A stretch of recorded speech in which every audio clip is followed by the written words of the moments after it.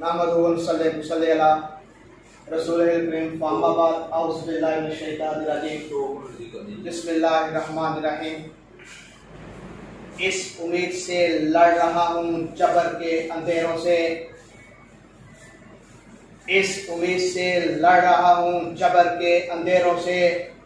शहर जो होगी वो शहर हमारी होगी।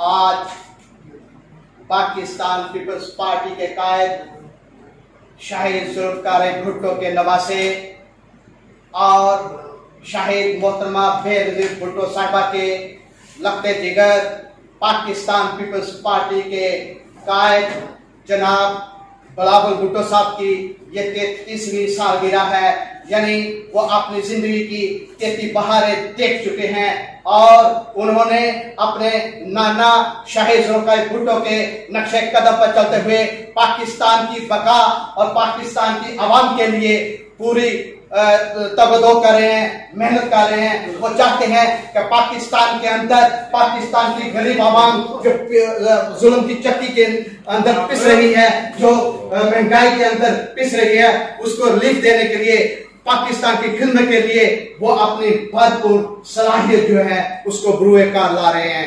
आए आज इस खुशी के मौका पर हम अपने चेयरमैन जनाब बिलावल भुट्टो जरदारी साहब के साथ ये अहद करें कि हम उनकी इस काविशों के साथ, इस मेहनत के साथ हम उनका हर तरह से, हर मैदान पर, हर महाज पर हम उनके साथ हैं।